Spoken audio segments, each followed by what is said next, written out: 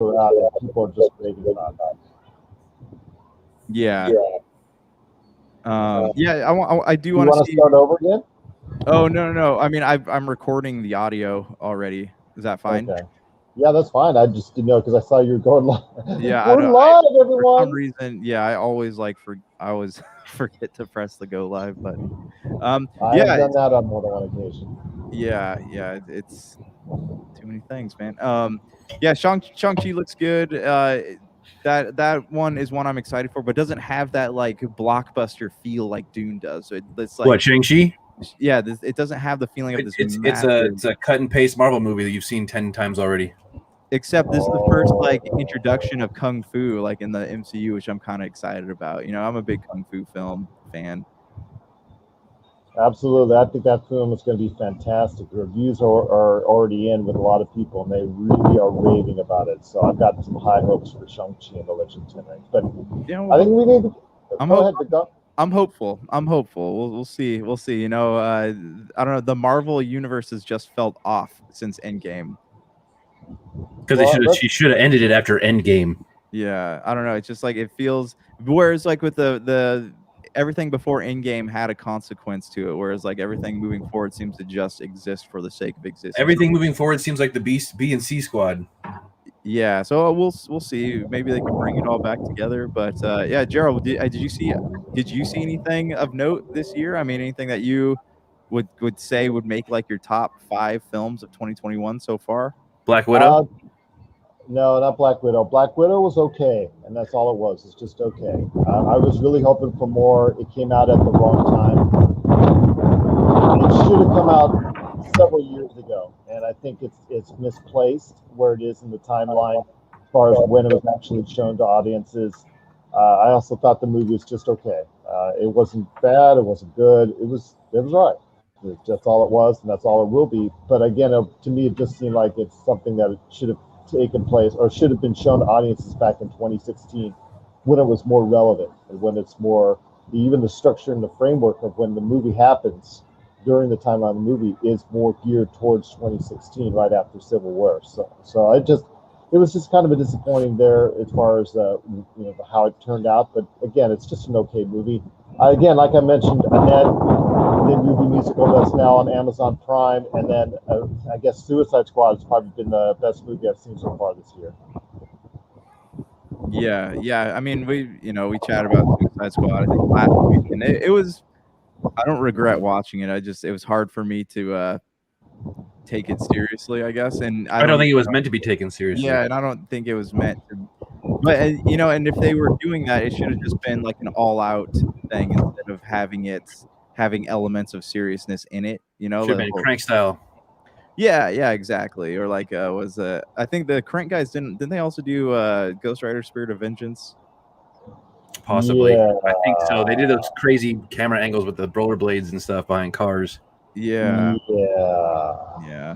That's a very dark spot on film history. Yes. So what's coming up, man? What's coming up? All right, so I'm going here through the old fall movies. All right, and the first thing we got coming out here. Do you want to just hit things coming to theaters, or you want to do stuff that's like video on demand? Well, anything that's going to hit big because when it comes to both, I mean, you now have to consider both as movies. I mean, for instance, Red Notice and when that comes out, I mean, we'll talk about that here in a bit. If that comes out to Netflix, that's still a premier event. I mean, they're paying The Rock big money, they're paying Gal Gadot big money, they're paying Ryan Reynolds big money for that. So you got to treat it like it's a AAA movie. So when you've got a movie like that, I mean, yeah, it doesn't come out in theaters, no, but now as the way the Oscars are structured, it doesn't necessarily have to come out in theaters anymore. So yeah.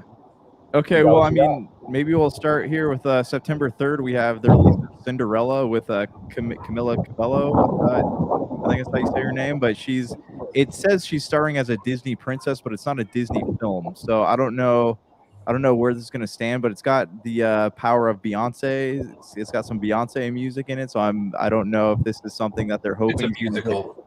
Yeah. But is that movie going up against Shang-Chi and the Legend of the Ten Rings? On September 3rd, yeah, except this one, Cinderella is a video on demand hitting Amazon Okay. Prime and not theaters. Well, Amazon Prime has had a few movies this year. The Tomorrow War, that's a movie I think. Unfortunately, I watched it. Can't get 2 hours of my life back on that one. But they've had some other successes with Coming to America 2. That's been a big success. And despite my ridiculing of the Tomorrow War, it still is a big success. So this could follow in this place. Again, under the radar for Amazon Prime, and that was to me was a good movie musical. So I think that it could do something. It could really, especially with Camila Cabello, because she's pretty hot around the. How should I say that? I'll word that differently. She's pretty famous right now. She's a commodity out there in Hollywood that's really desired, a lot of fans. And then of course Beyonce, adding her name and music to it obviously is going to be a big help to the movie as well. Yeah, absolutely. All right, next up we got Shang-Chi and the Legend of the Ten Rings, and that comes out September 3rd. As we know, we've seen in the trailers, it has some familiar faces from the MCU, including Wong from Doctor Strange, Abomination from Incredible Hulk. I really love the way Simu Lee. I think how do you Simu Liu. Simu Liu is he's really like standing behind his film, like especially after the comments made by the Disney. Bob Chapek. Yeah, and saying that like it's an experiment. That would make me feel bad too if I were an actor who made something like this. And I'm hopeful for this movie. I love kung fu films, and this is the first introduction of kung fu. My one fear is that it's going to be overly overly CG kung fu instead of like the kung fu that is like Iron Fist. Yeah, I'm talking more like like CG oriented kung fu. But I want to see stuff that's more in line with like the old Jet Li movies and Donnie Yen films. Like some of the scenes I've seen though have represented that. I mean, yeah. Bus, plus also as well, there's a skyscraper scene where they're on the side of the skyscraper, and it looks more like what you're asking for. Yeah. I mean, that's what I'm hoping for. You just never know, with films like this, because there are heavy CG elements as far as like the rings going between the fight between him and his father. So I just hope that they don't like cheap out on the effects budget, Yeah. Hold on 1 second.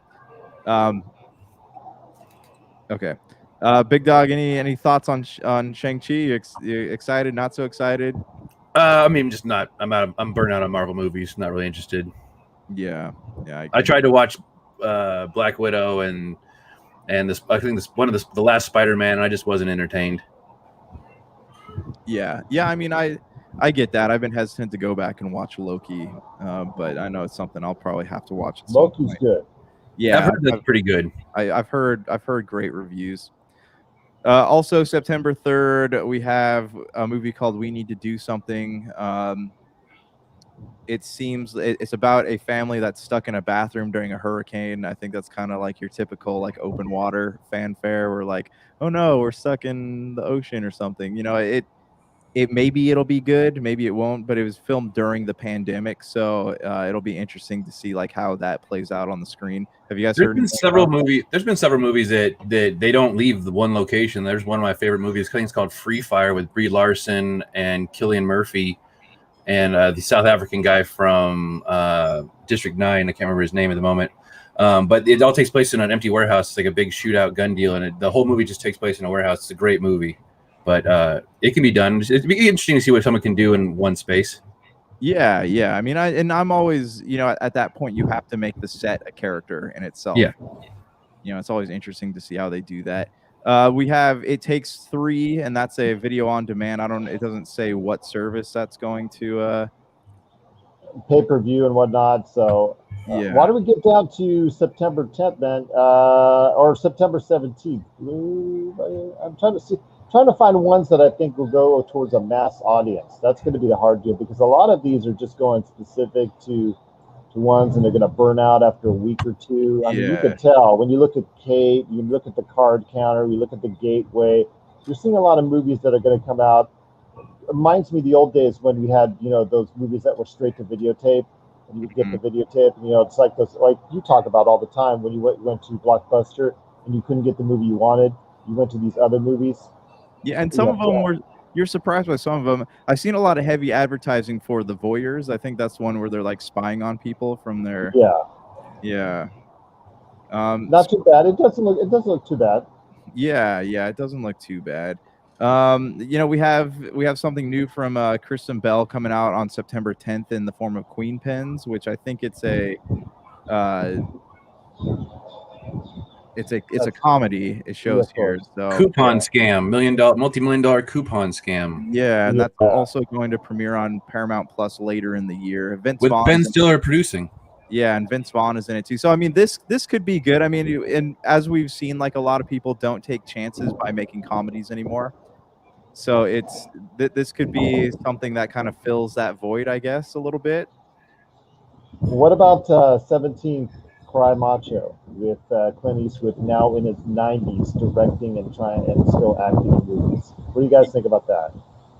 Yeah, I'll check it out. Yeah, I'm fascinated by this. This is the one where he's like he's trying to get somebody home, or he's trying to get somebody from Mexico, right? Is that the one that this? Yeah. I'm actually like interested in this. Like, and I don't know about you, but I like really enjoyed Gran Torino. Like that's. Oh, it was a great movie. Yeah, and it's I know it's something you wouldn't be able to make today, but like I think that his acting, like he creates parts for himself that are I don't know, authentic to who he is. There was also one where he played a drug trafficker. I can't recently in the last few years, can't remember what the hell it was called, but it was really good as well. Yeah, I know he did Gran Torino, and I know he did Mystic River, or was that what it's called? Mystic River? I believe so, yes. With Kevin Bacon and those guys.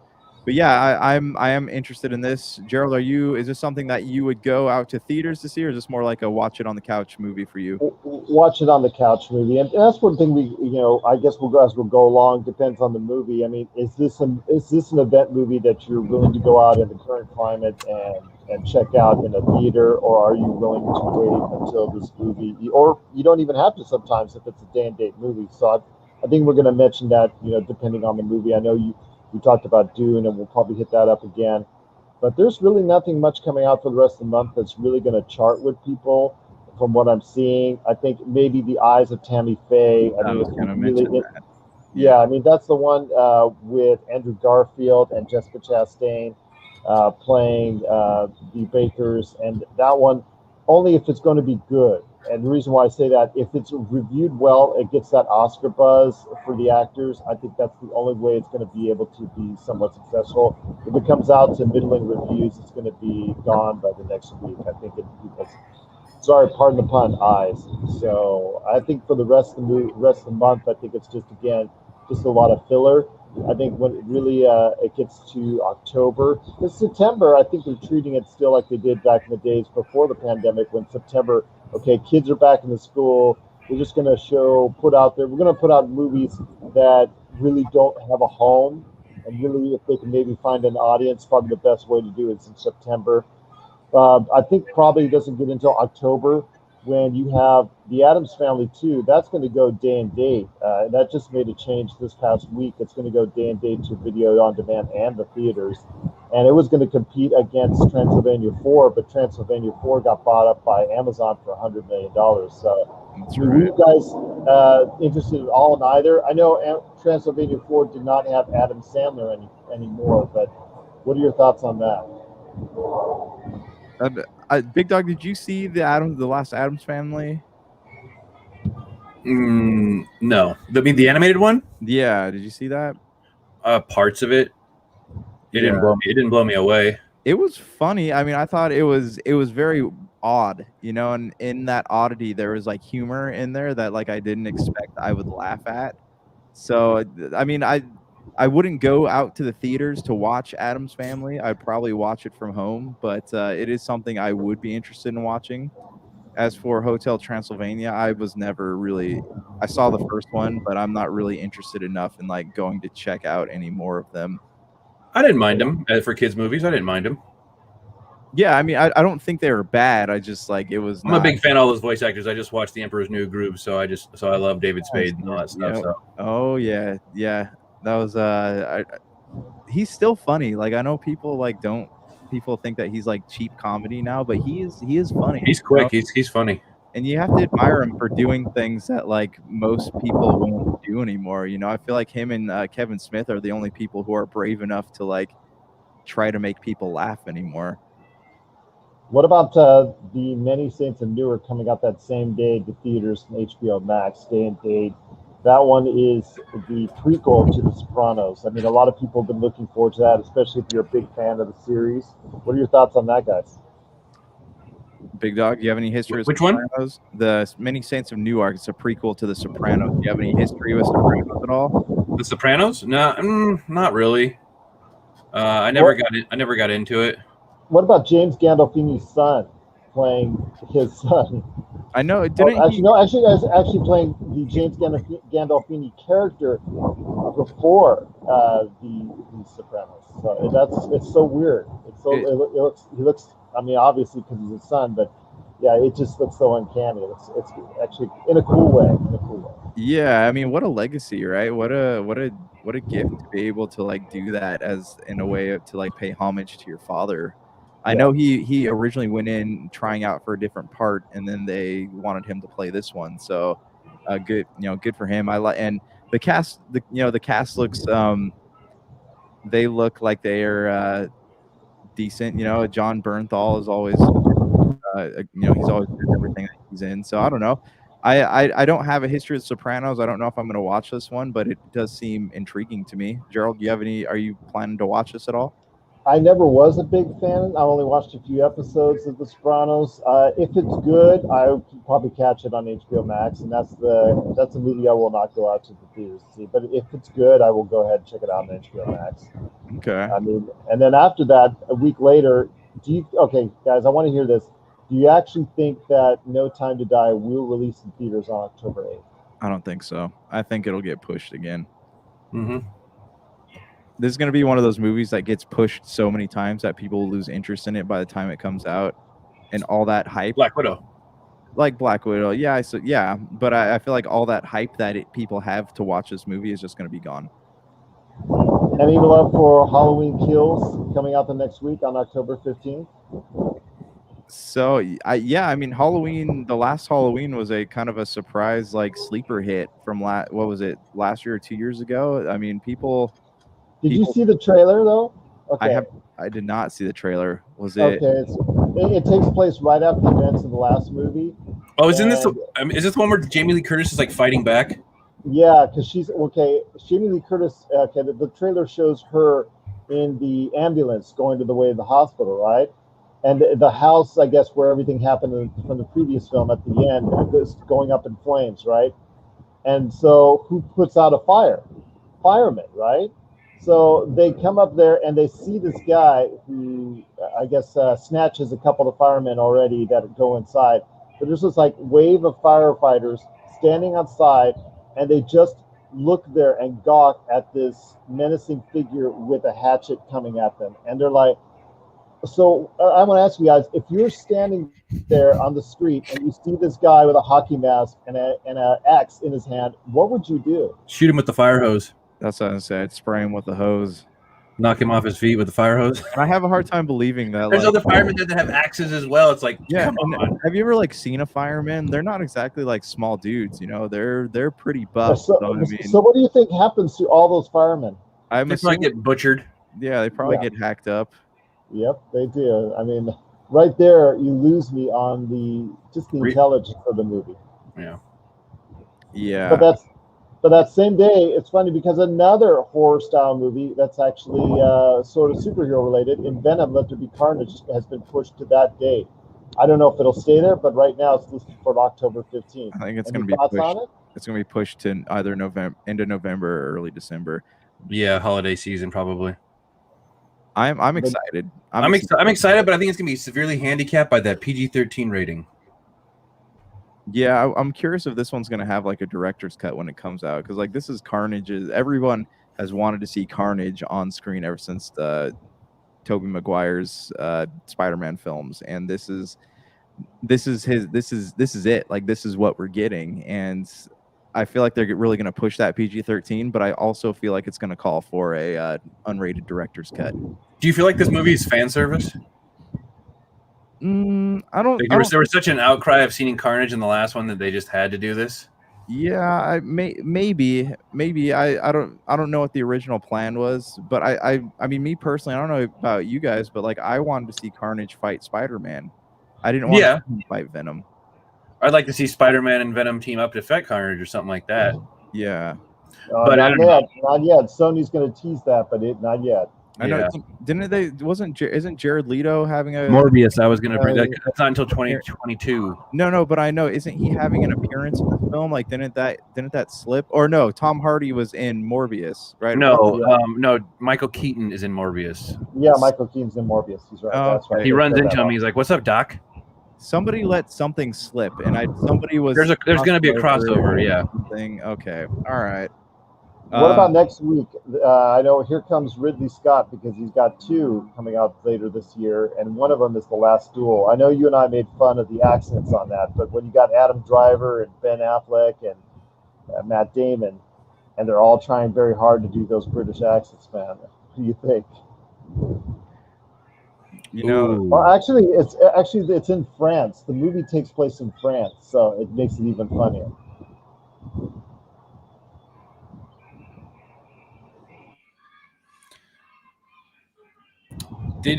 Gerald, did you ever see that Netflix movie? I think it's called The King. No, I've not. It was about the war between France and England. I think it was who's the actor who's playing the new Batman? He was in Twilight. Robert Pattinson. He played a French prince, and he had the most deplorable French accent in the movie, and it ruined the entire movie for me. It was so bad. Well, they're not even trying. Since this takes place in was it 14th century France? I mean, they're not even trying. That's the funny part. I mean, Adam Driver. Oh, is it like French people with British accents? They're not even trying to do French accents? Yeah, that's correct. Oh, okay. The old style. Okay. And it's just so funny. It just looks so funny. I think I'll watch it for comedy's sake, but I know it's going to hurt Josh. You know, I mean, Ridley Scott's one of his favorite directors. I've appreciated his work many times. Blade Runner is at the top of my list all time. Blade Runner 2049 obviously was work that stemmed from his work. So yeah, it's just it's something that unfortunately I think is going to be sent out to die. Okay, Gerald, about Blade Runner. It's not that it's a bad movie. It's just that you could have condensed it by an hour. Okay. You could have cut out so much needless stuff that didn't really make the story any better. It was just. I was gonna say okay. I know a lot of people have said that about the film, but there's a lot of exposition, and I kind of appreciate. And it was great for an art exposition, but not for a movie when you're trying to keep pace.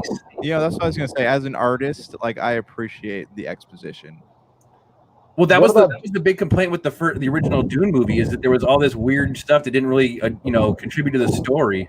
Well, speaking of Dune, because that comes out the next week. I mean, the original Dune movie got trashed because they tried to cram 2 books into one movie, and that is just, a lot of the story was left out. That's just so impossible to do. And then, of course, they got the low budget CGI, and now it looks like a fun, campy film. I actually appreciate it and like it. It just. But it is campy, and there's a lot of stuff I would have taken out as well. So I mean, but the next movie, Dune, I mean that looks head and shoulders above, anything else that I'm going to see outside of Shang-Chi. But Shang-Chi and Dune for me are the movies I will go see in the theaters this year. And I believe that the soundtrack is really good in Dune as well. I've heard. Funny, Blade Runner 2049 soundtrack. No, and I didn't say the soundtrack wasn't bad. Speaking of Blade Runner 2049, during the interview with Dennis during Dune, he goes, "Yeah, I would love to finish that franchise. So maybe we'll get something. We'll see. Maybe. Oh, we'll get to see the end of Dune? Well, that's 2 films. It's not going to be just one film. It's going to be 2 films. No, the original one, it was supposed to have a sequel, but it bombed so bad that they just didn't do it. It looks so pretty, though. I want to watch it. I like the original one for all the crappy effects. It's like, all the other crappy effects in all the old movies. Another movie. I was going to ask, what do you guys think about the French Dispatch? I know that's because that's Wes Anderson, man. Oh. You know, you're into Wes Anderson films or you're not, and I think most of them go under the radar. But you know, Wes Anderson is so appreciated by Hollywood. You know, he always gets the big stars. The Grand Budapest Hotel is my favorite. Didn't he do The Life Aquatic too? Yes. Huh? Yes. Yes. With Steve Zissou, and yeah, he did Moonrise Kingdom. He has Bill Murray in all his films. Bill Murray's looking old though. I mean, whatever. Have you seen most of Hollywood that you grew up with? Well, I don't know. Have you seen Russell Crowe and Nicole Kidman? I mean, they look like they. I just watched Nicole Kidman, and she's had so much work done that she looks like a plastic person. I mean, in this weird 3-episode miniseries where she dopes all these people. Look like Dolly Parton yet, but I mean, both her and Russell Crowe though, they look like they haven't aged a day. Well, Russell Crowe's still growing that massive beard to play Odin in Thor 4. So yeah. No, he's playing Zeus, right? Zeus, yeah, he's playing Zeus. Sorry. Jackass Forever the next week. Okay, it's such a weird idea that this is going up against Blade Runner, but I mean Dune. Sorry, yeah, I want to watch this. I mean, this is like, look at how old these guys look in this like photo we're looking at, and this is like your friends that you grew up with, you know, doing one like hurrah. And one of them that got kicked out of the movie that has ended up suing you. Yeah. Bam had a breakdown and we like claimed all the stunts were fake and all this other stuff, and he just wasn't the same person since Ryan Dunn died. And they shouldn't have pushed him to do the movie. Yeah, but I mean, even if they didn't invite him to do it, he probably would have sued him anyways, because you know, Jackass is just as much like a result of his passion as it is Johnny Knoxville's. Yeah. Big shout out before we go on to November, but Last Night in Soho and also Ron's Gone Wrong, those could be under the radar movies that come out that people would really like. I'm not going to say any as far as people going to see the film, because there's only going to be a small amount of films that people actually go see in the theaters. But as far as Oscar time, as far as best movie list, look out for both of those films. I think those are two films that might be of interest to people. But yeah. I think, go ahead. Oh, I was going to say, yeah, I mean, if you look through the month of November, you know, outside of Hotel Transylvania and the Addams Family. In October, sorry. There hasn't, you know, it's good to see that there's kids movies coming out. You know, other than like the Disney, the stuff that's been coming out by Disney has been like mediocre at best. Like even the Paw Patrol is hitting big, and that's something I knew would happen because the Paw Patrol has gained in popularity. So families are actually going out to see it. The week that we're talking about this, it's going to hit number 2 at the box office, but it's also exploding on Paramount Plus. Yeah, I think if any movie that comes out on Paramount Plus this year is going to increase their subscribership, it's going to be the Paw Patrol, which says, you know, there's still money in family fare movies. Yeah, I miss 2D animation myself. I miss those kind of movies. So in November, Eternals. Oh, just real quick about the October. Josh, Antlers, Guillermo del Toro.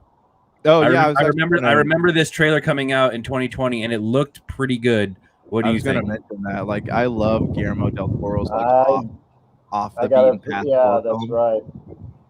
Yeah, I will watch this. You know, I just bought from a used bookstore. I got Pan's Labyrinth for $1, and like I forgot how much I enjoyed that movie. Well, that's a classic of his. I think that's something that maybe he'll be able to recapture at some point in time. Maybe Antlers will do it. We'll see. Yeah.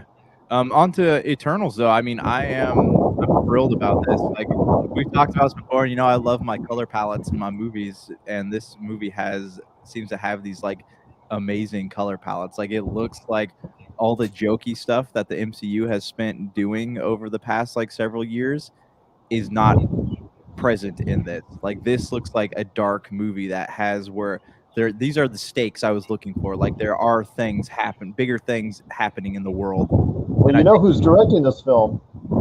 It's what's her name? Chloe Zhao, Oh, yeah. Oscar-winning. Yeah, she just won the Oscar for Best Director. So Yeah. So I'm excited, and I think that in Eternals we're gonna learn like where the next phase is going. I don't think they're gonna like introduce the next big bad, but I think we're going to learn like in what direction this whole universe is moving. what? Big Dog, did you see the trailer Go for ahead. this? Big Dog, I'm sorry. did you see the trailer for Eternals? I did. I mean, What'd you think? it looked better than most of the stuff that they've been pushing Marvel. So I mean, I'll probably check that out. Probably not in the theaters, but I'll probably check that one out. With me, I'm still on the fence on it. I'm not as thrilled about it as I am with Shang-Chi and the Legend of the Ten Rings. I'm not. I don't know. Maybe it's the actors involved with it. They just don't. Even though there's some heavy duty names, none of them are really standing out. They seem like they're competing with each other instead of working with each other. I don't know. I'm just not getting that huge vibe. I gotta see vibe from it. I will see it because that's what we do here from Pop Culture Cosmos. But I'm not overly thrilled to see it, if that makes sense. Yeah, no, I get what you're saying. I mean, and I'll be honest, I'm more excited about this than I am Shang-Chi, but yeah, it's gonna be like one of those like a Guardians of the Galaxy type property where like people don't really know what it is, and it's either going to hit big or it's gonna miss. Finch with Tom Hanks is coming to Apple TV. I mean, all of the stuff right now seems to be going to Apple TV, which is kind of funny. But your thoughts on maybe Finch before we head to Ghostbusters Afterlife the next week on November 11th? Yeah, I don't know. I mean, I'm always up for a Tom Hanks movie. I haven't seen anything regarding this film at all, though. I mean, it looks interesting. I'm sure a trailer's on the way soon. Robots and dogs. Hopefully, if the dog doesn't live, though, I'm not going to watch it. Oh yeah, that's a movie killer for Josh. Mm-hmm. I think it's a bigger thing in regards to Apple TV that they are not, even though with all the money that they have, they're not clicking as a network, I think, as well as I was hoping they would when they first announced Apple TV. I just think that they have not reached the level of success that I was thinking that they would. I mean, because they have virtually more money than anyone outside of Amazon to throw at people and buy content and do all those things. And yet, I don't think they're doing it.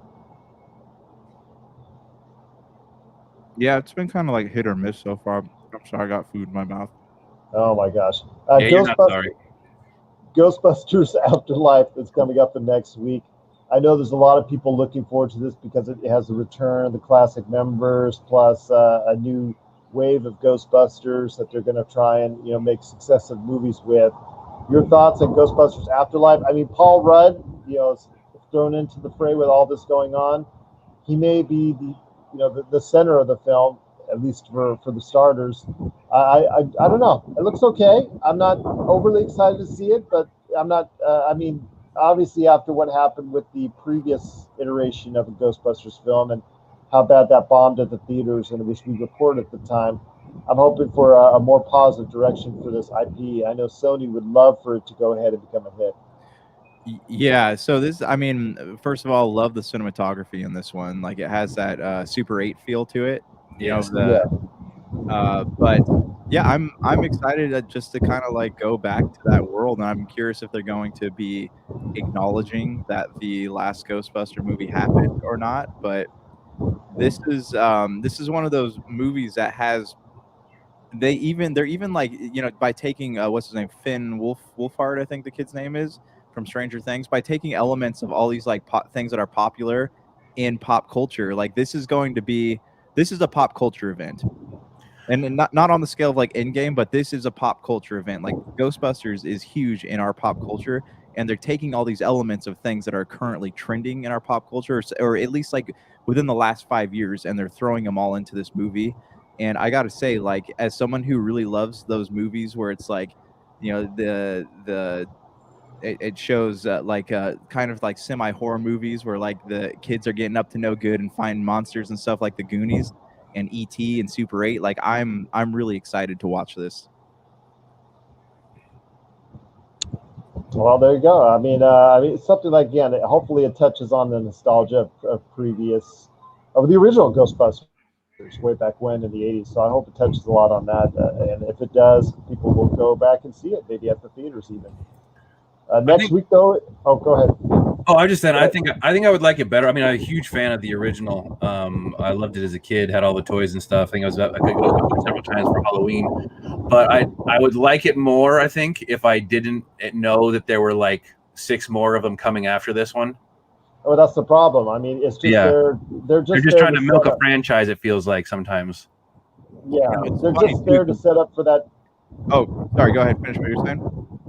No, they're just there to set up for that new line of Ghostbusters, that are being introduced in the film. Yeah. Like Big Dog was saying, it's setting it up for that, and so I think it just speaks to the Ghostbusters franchise that people really want it to work, but since the original Ghostbusters, the only positive for that IP ever is the real Ghostbusters cartoon series, and outside of that, there's really been nothing with the Ghostbusters name that's been attached to it that's really even remotely been successful. It speaks for itself. Yeah, well, it feels like they're trying to. I mean, I don't mean to use a cruel term, but like beat a dead horse. Like it's possible that this will breathe their life back into it for a while. But what's ironic about this, I don't know if you guys have had a chance to catch that documentary series on Netflix, The Movies That Made Us. But they go in depth with the Ghostbusters and talk about like how it was made and how many times this movie almost got canceled on the way out the door. Like it was crazy. Like by all rationale, the Ghostbusters should not exist. And it's become a staple of modern pop culture. Just hopefully it's good, because if it's not good and it fails even worse than the that's it for the franchise. It's gone. Yeah, and that's where it should stay. If they're gonna just put out garbage, then just leave it alone. Yeah, I agree. What comes out in November 19th is Will Smith again trying to look for an Oscar. He's playing. Oh, good feedback here. Venus and Serena Williams' father. Yes, Richard Williams, who at the time, when they were first starting out, he was a very controlling individual about and protective of his daughters, as I would be. I'm going to be honest with you. My daughters were superstars like that, budding superstars. I would be probably acting in the same manner as he would, as it's portrayed in the film. This could be something. He's been long searching for a film that's putting him in that Oscar category, and this may do it. We'll see. I'm hoping for him. What was his last Oscar? That was for Pursuit of Happiness, wasn't it? Or got nominated? Wasn't it The Concussion? I'm not sure if either of those for him got nominated. I'll have to check on that while you guys are doing that. But I mean, this could be something that he's looking for. I mean, he's shunned. I mean, the Suicide Squad sequel, and he shunned other movies unless meets certain qualifications. But I think with this movie, hopefully it will portray Richard Williams in a good light, and hopefully will give Will Smith the kind of bump he wants. I mean, yeah. He's someone that is still a name out there, and is someone that he could still produce and get behind a movie. Yeah, and he's hungry too. Like he is despite like you hear about his like whining a lot in Hollywood, but he's hungry for those roles that will give him the notoriety he needs to win awards. And you can't say that about a lot of the other actors out there. Yeah, that's true. Can I ask you a question, Gerald? Are we now moving into the danger zone? Well, we can't be, because that movie's been pushed back, I thought. So much. Did it? Oh, no. Why? Okay. What? This is they've been hyping this movie for so long. They put out the poster. Top Gun Maverick you're talking about. Yeah, Top Gun Maverick. Just put it out. And you've been setting up to do that pun right now for so long. For the entire hour. Yeah, I was so afraid you were going to introduce it and I wouldn't get to make that joke. He was waiting. I was. All right. So, I mean, what's by the way, I think he was right in one. The Pursuit of Happiness for Will Smith, he was nominated, and for Ali. Ali, that's right. When he played Muhammad Ali. Okay. I mean, I'm excited for this. I love the original. I grew up with it. It was one of the few movies I watched with my grandfather. He liked it. It's got the return of Val Kilmer as Iceman, so I'm looking forward to that. I'm sure it's gonna be the cheesy tropes as usual. From the so, trailers, though. you saw That's the what makes shirtless that movie volleyball great. scenes and stuff. This is 2021 though. I don't know if you're gonna be able to do that stuff anymore. Shirtless volleyball? Yeah, shirtless volleyball. They'll do a volleyball scene. They will. They will. They will. Guaranteed. Guaranteed. I guess. She's lost that loving feeling. I hate it when she does that. Well, I think the next movie that we should talk about is Encanto on November 24th. Oh, That's yeah, this movie, it looks kind of neat. It's not Pixar. It's Disney. It's Disney Animated Studios. Yeah, I don't know. It's very. It looks like a very vibrant film. You know, and like I don't know if this is going to be the same as like Coco, and I don't know if that's bad of me to say. Like, but it looks. I don't know. It looks kind of neat. You know, I didn't like. I thought Raya and the Last Dragon fell flat for me, and Luca was not great, but I'm actually. I thought Luca was fun and entertaining. Did you? It was. I mean, it was okay. It was better than Raya the Last Dragon. Oh my gosh, anything's better than that one. But yeah, this movie looks good. It looks good. Next one I think I want to talk about is another Ridley Scott movie with Adam Driver, and that's House of Gucci. So funny because Adam Driver just came out this weekend with Annette. He's going to do The Last Duel in his fake British, supposed to be French accent. And then now he's going to do House of Gucci. I think I'm going to tell you right now, guys, though the other movie has a bigger star power, I think if either of Ridley Scott's movies hit this year, I think it's House of Gucci with Adam Driver and Lady Gaga. You know what's funny about Ridley Scott here is like I don't know if these are like he's wanting to break out of the genres that he's known for, like as he's probably nearing the end of his road, but like these films feel so off for him, and part of me is like fearing whether or not they'll be good, but part of me is kind of excited to see like what he does with a movie that doesn't actually have a sword in it.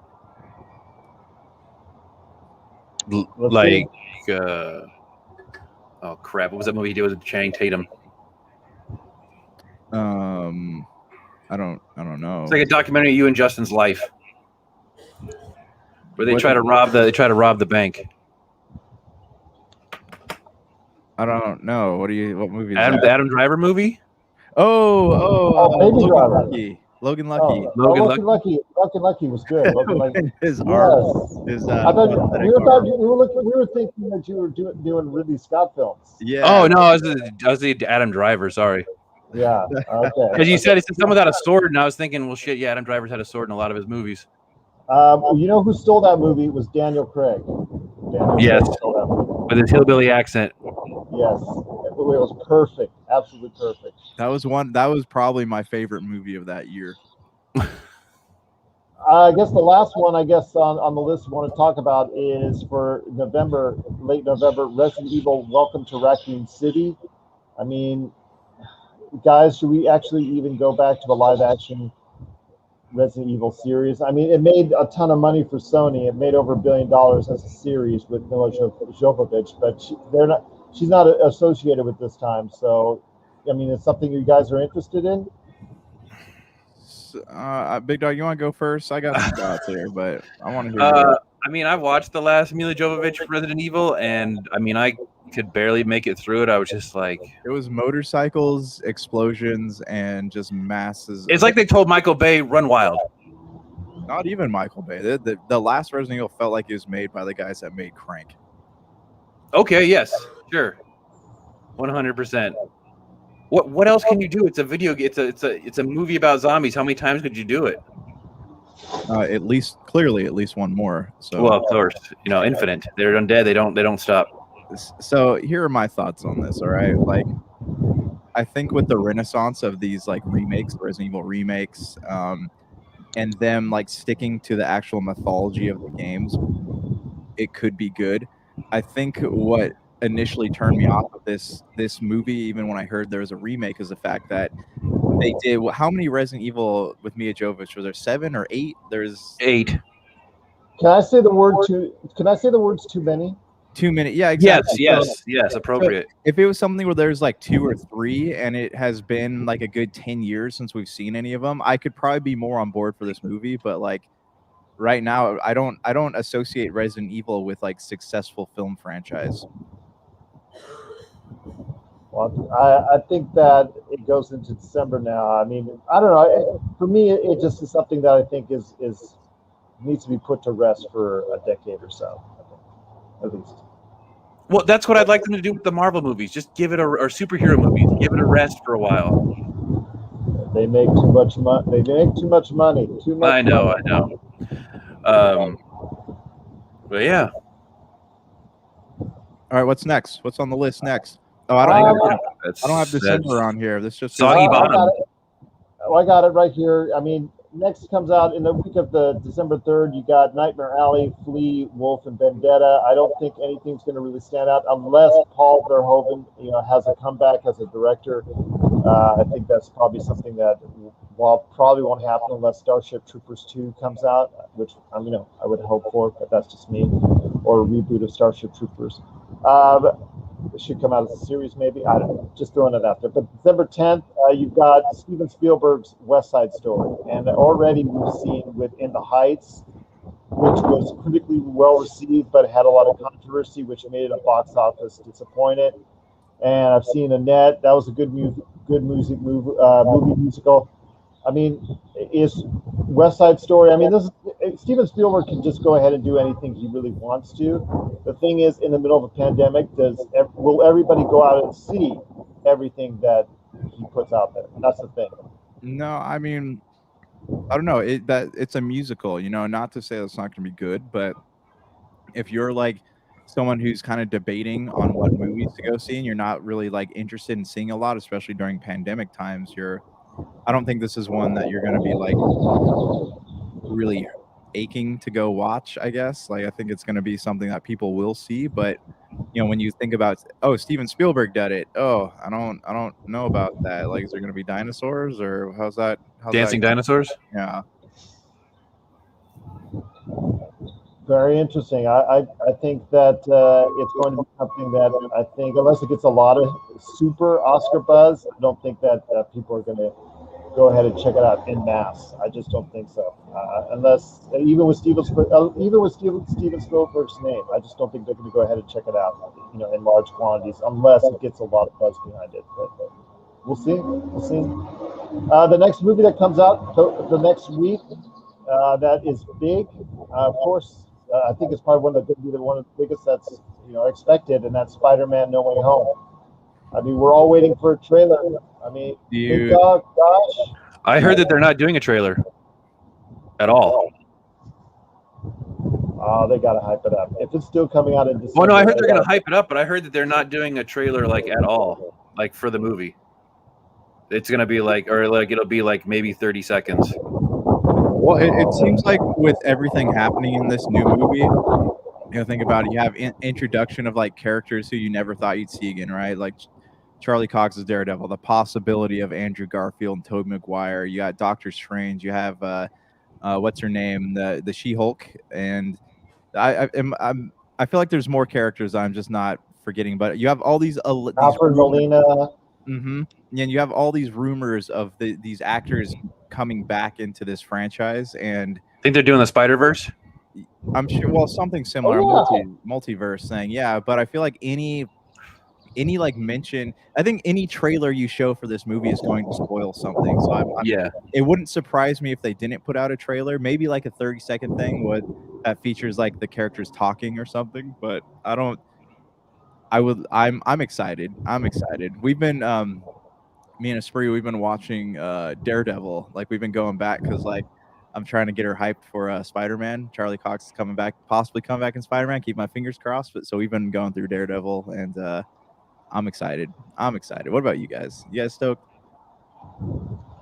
I'm okay on it with the thought of the multiverse, the Sony aspect, and because obviously Sony is just really trying to go ahead and do what they can to expand their empire with Spider-Man. I think they'll, if they do it right, it'll be interesting to see how Marvel does their own multiverse, Sony does theirs, and DC does theirs with Flashpoint. It'll be interesting to see which entity does it better.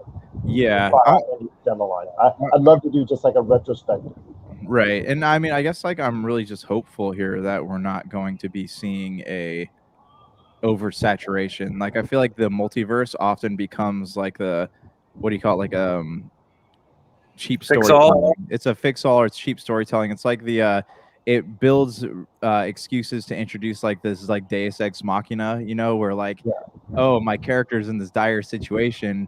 Makes it really easy to fill plot holes. Yeah, to fill plot holes. We're like, oh, how is this person gonna get out? Oh, multiverse portal, you know, stuff like that. I just hope that they don't end up going that route with it. Like I want it to make Captain America's not dead. He's actually in a different reality. Well, and that's what I've always feared the direction I feared they were going is them doing stuff like that, because that's what, if you read the comics, the Marvel comics, that's what it is. You know, there's so many different universes existing and they're able to pull characters from different universes, but it all becomes so convoluted that, I mean, me personally as a comic book reader, I won't even read Marvel stuff anymore because I don't understand any of it now. Well, that'll be interesting to see what happens. I'm just really looking at it. I think I think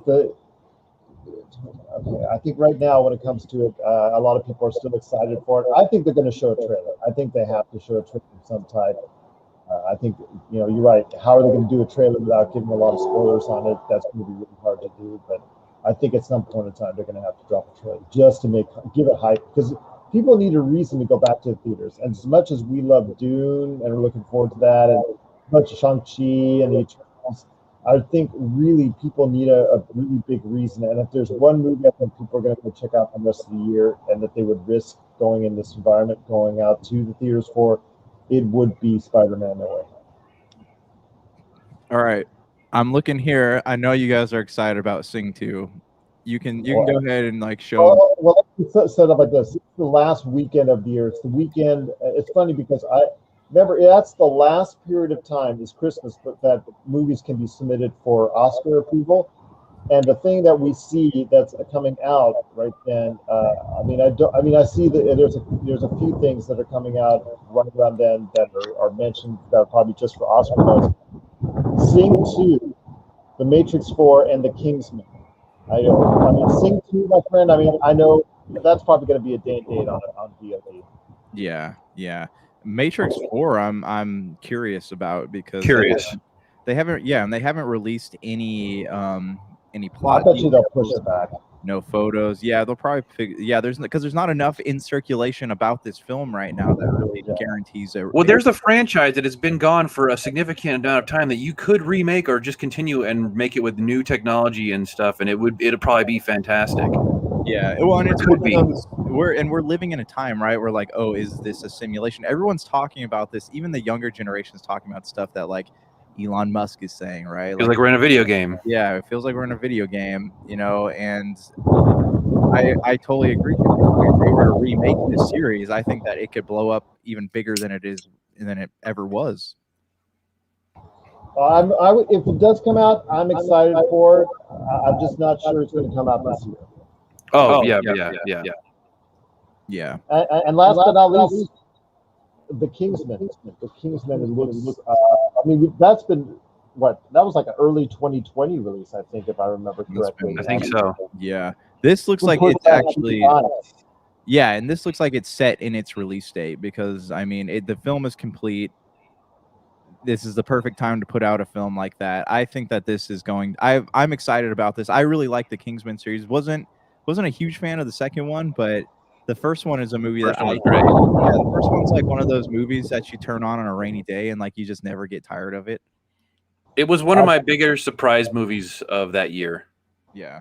I still hope that they make a spin-off movie off The American with Jeff Bridges and Channing Tatum and Halle Berry. I would love to see a film like that. I said it at the time.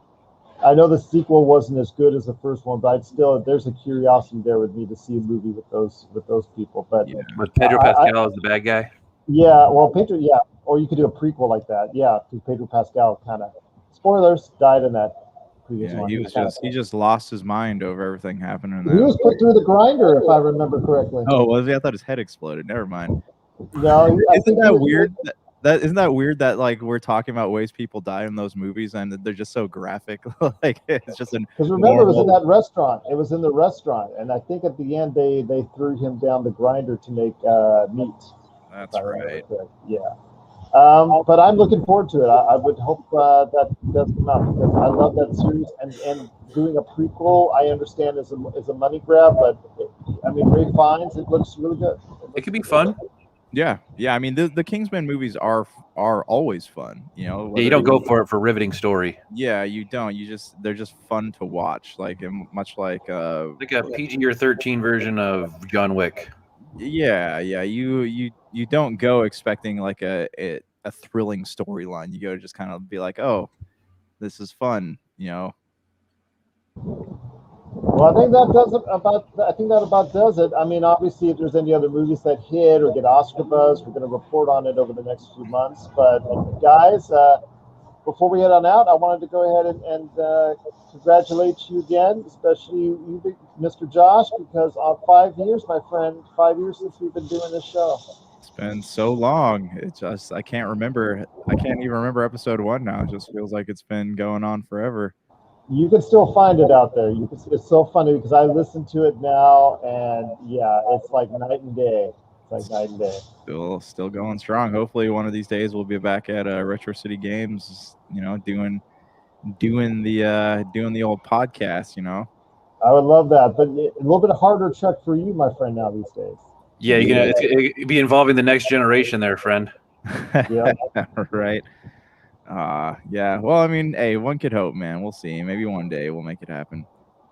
All right, but thanks everyone so much for watching and listening. Again, if you have any questions for us, you want us to cover a topic that's current in pop culture, Pop Culture Cosmos on Facebook or any social media, or popculturecosmos@yahoo.com. And I want to thank a big thank you before we head on out to all the radio stations around the world that have carried us and that continue to carry us. I mean, over 50 radio stations strong, and we wouldn't be doing this without you and all the listeners. We've had over 130,000 downloads, I think. So I mean, I pay a debt of gratitude to everyone out there for taking the time to listen to us wherever you get, for your podcasts or your radio stations. Just cannot thank you enough for doing so. Yeah. Thank you very much. It's been quite a ride. Like we're talking like it's last episode. No, you're gonna have to listen to us for a long time. So absolutely, I already got stuff in the can waiting for people to go ahead and listen to over the next couple of weeks. Yeah, and there'll be some exciting stuff coming out, I'm sure. Just keep on listening. Well, I gotta go hit the pool, man, and I gotta go hit the beach here in Hawaii. So I'm really, really itching to get out there. But Big Dog, I cannot thank you enough for stopping by. Please stop by sooner than a momentous occasion for us, because you are most welcome anytime. No problem. Thanks for having me. All right. I'm going to end this broadcast. Well, do you want me to do the closeout like I don't? Oh, sure. Sorry, I didn't know if you had it already pre-recorded. Go for it. No, I just did the front side. So okay. So for Josh Peterson, Big Dog, this is Gerald Glassford. This is the beautiful day in paradise right here in the Pop Culture Cosmos. We thank you for listening for 5 years of us. And here's hoping you have yourself a great day.